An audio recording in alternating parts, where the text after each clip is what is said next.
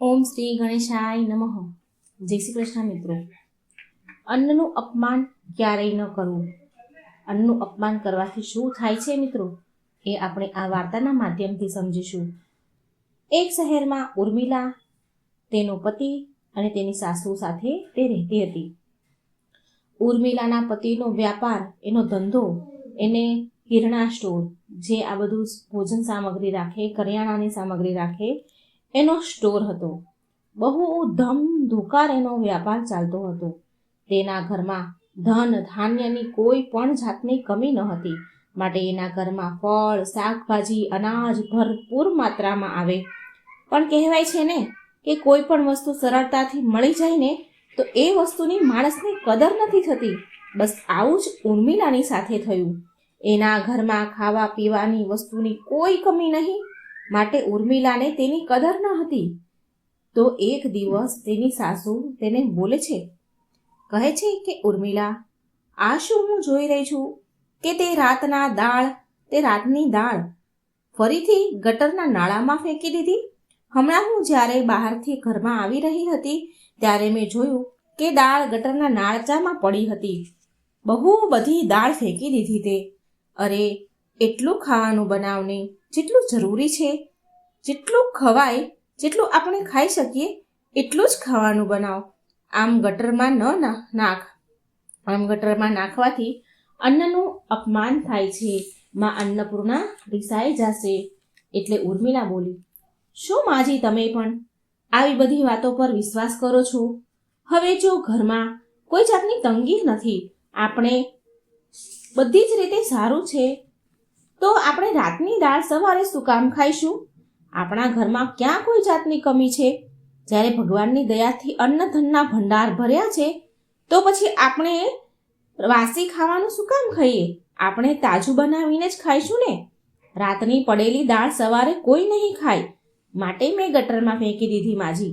એટલે ઉર્મિલાના સાસુ બોલ્યા, વહુ બેટા, તું તેને પૂછીને આવ, જેને એક ટકનું ભોજન ખાવા માટે કેટલી મહેનત કરવી પડે છે, ત્યારે માંડ એક ટકનું ભોજન માણસ મેળવે છે. તું એને પૂછ. જો મારું કામ છે તને સમજાવવાનું, બાકી તમે તો આજકાલના છોકરાઓ છો. આ વાતો પર અમલ કરવું ન કરવું એ તારા હાથની વાત છે. હવે તું જાણે, મેં તો તને જે કહેવાનું હતું એ કહી દીધું.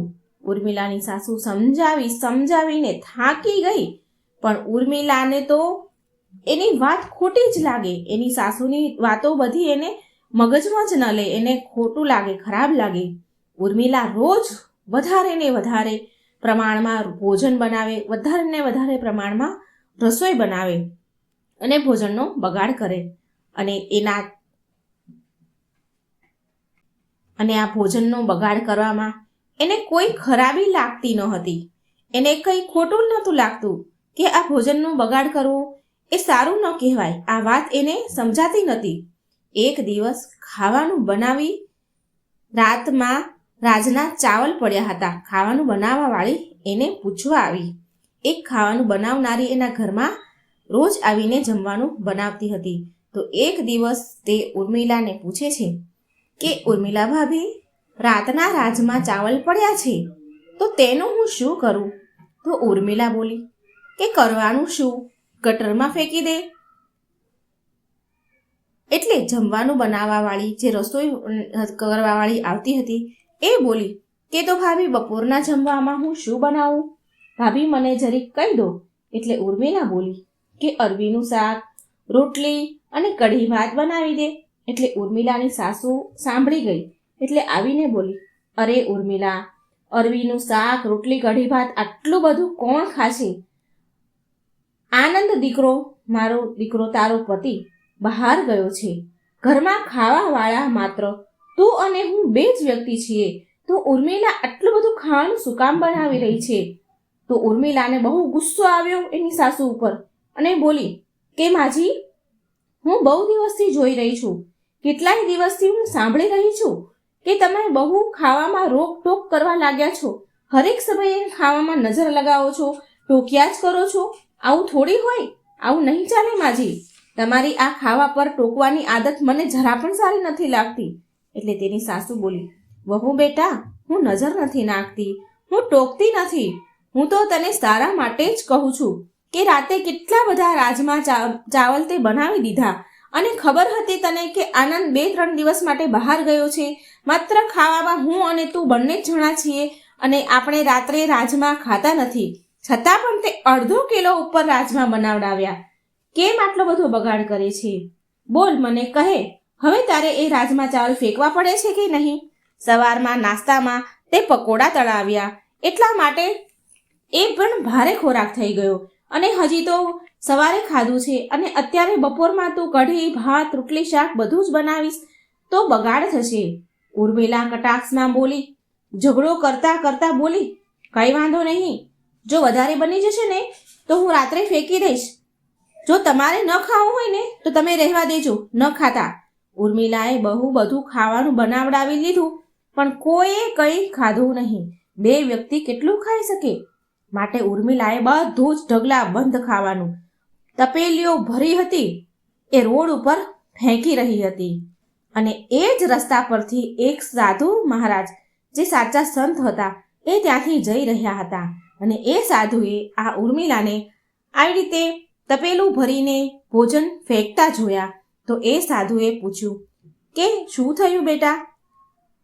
શું આ અન્ન ખરાબ થઈ ગયું છે જેને તું કચરામાં ફેંકી રહી છે?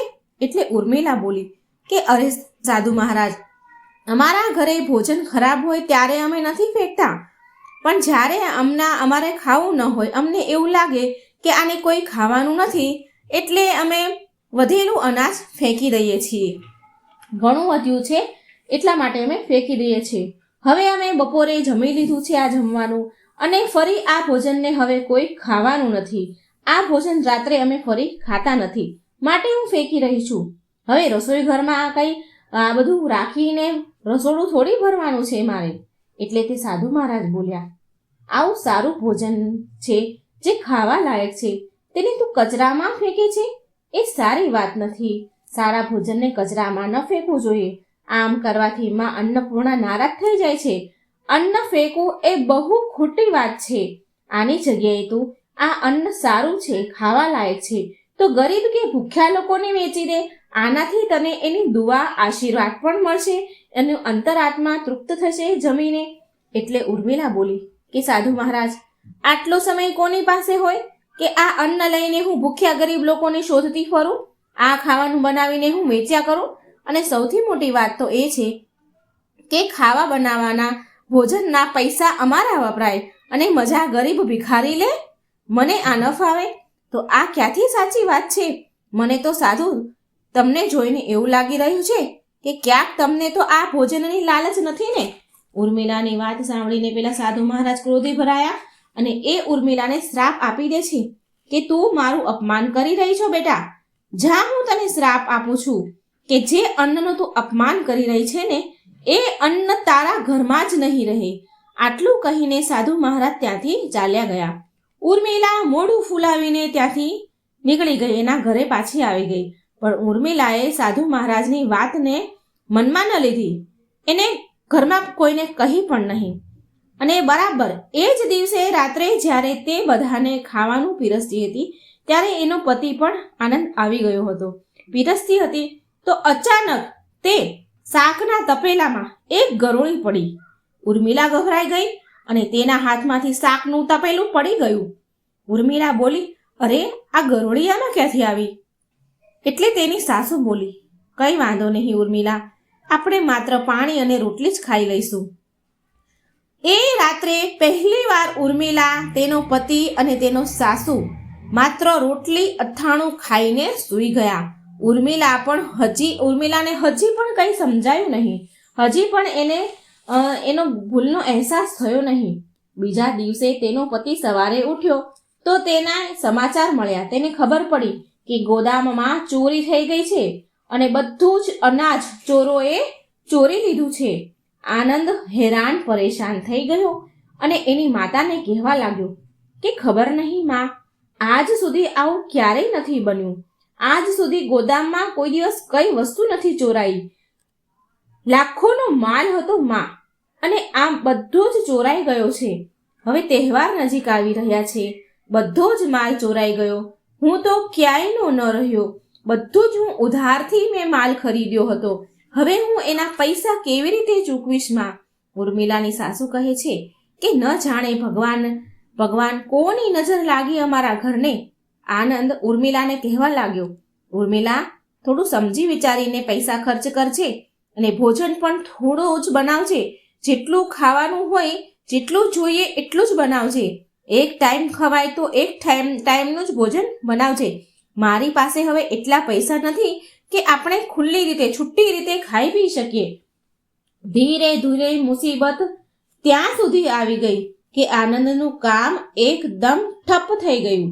ખાવાના તો ફાફા પડવા લાગ્યા.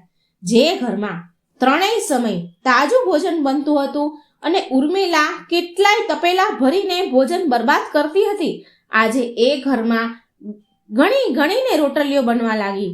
એક દિવસ ઉર્મિલા રસોઈ ઘરમાં રોટલી બનાવવા ગઈ તો જુએ છે કે ઘરમાં તો માત્ર 2 જ રોટલીનો લોટ પડ્યો છે. તો એ વિચારે છે કે હું એવું કરું કે આ 2 રોટલીઓ માજીને અને આનંદને ખવડાવી દઉં. હું પાણી પીને જ સૂઈ જઈશ. એ રાત્રે ઉર્મિલા માત્ર પાણી પીને ભૂખી જ સૂઈ ગઈ અને સૂતા સૂતા અચાનક તેના મનમાં એ સાધુનો વિચાર આવ્યો.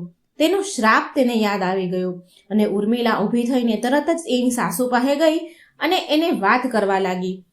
એટલે એની સાસુ બોલી, ઉર્મિલા બેટા, મેં તો તને પહેલા જ કહ્યું હતું કે અન્નનું અપમાન ન કર, પણ તે મારી એક વાત ન સાંભળી.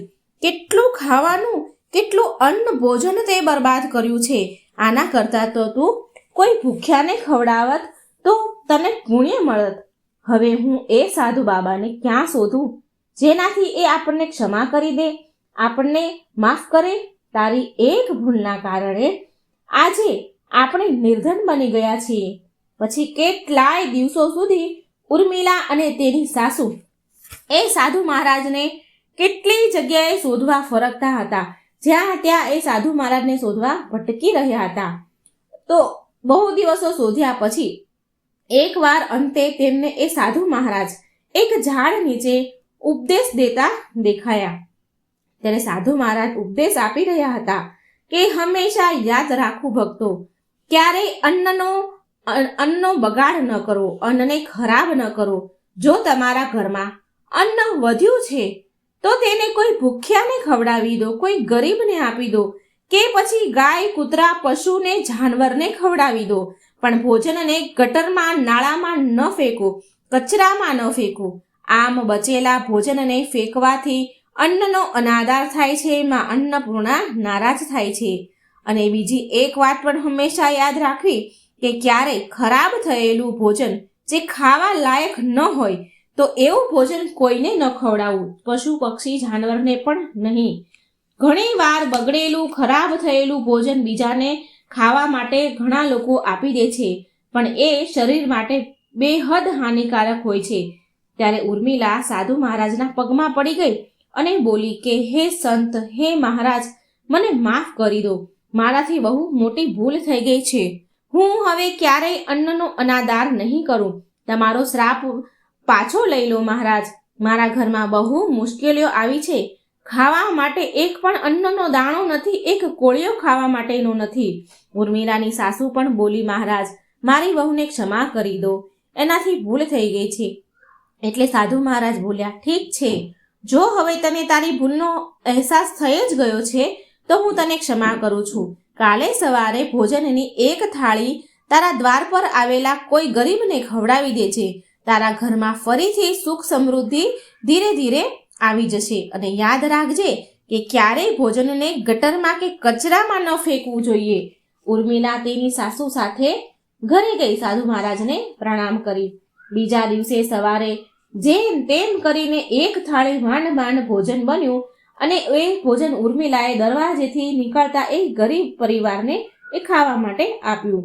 એ ગરીબ પરિવારે તેને અંતર આત્મામાંથી આશીર્વાદ દીધો. અને એ જ દિવસે ઉર્મિલાનો પતિ ખુશ થઈને ઘરે આવ્યો અને કહેવા લાગ્યો કે માં ઉર્મિલા, પોલીસે ચોરને પકડી લીધા છે, જેણે આપણા ગોદામમાંથી ચોરી કરી હતી અને એ બધો જ ચોરાયેલો માલ સામાન પાછો મળી ગયો છે. ફરી બધું જ બરાબર થવા લાગ્યું છે. ઉર્મિલાને એની ભૂલનું ભાન થયું, માટે હવે એ ભોજન એટલું જ બનાવતી હતી જેટલું જોઈતું હતું, જેટલું એ બધા ખાઈ શકતા હતા. ભોજનને ખરાબ નથી થવા દેતી હવે, અને જેટલું બનાવે એટલામાં બરકત પણ રહેવા લાગી. જો થોડું ભોજન બચે ને તો કોઈ ભૂખ્યાને ખવડાવી દેતી હતી, અને હવે ભોજન ફેંકતી ન હતી. જ્યારે એની સાસુ ઉર્મિલાને આમ કરતા જુએ છે તો તેને વિશ્વાસ થઈ ગયો કે હવે મારી વહુને અન્નનું મહત્વ સમજાઈ ગયું છે, અને ધીરે ધીરે બધું જ ઘરમાં સારું થવા લાગ્યું, સુખ સમૃદ્ધિ આવવા લાગી. તો મિત્રો, આ વાર્તામાં તમે જાણ્યું હશે કે અન્નનું અપમાન ક્યારેય ન કરવું, કે ફેંકવું નહીં, જો વધ્યું હોય તો ગરીબને ભૂખ્યાને ખવડાવી દેવું. તો મિત્રો, જો મારી આ વાર્તા સારી લાગે તો લાઈક કરજો, શેર કરજો, મારી ચેનલને સબસ્ક્રાઈબ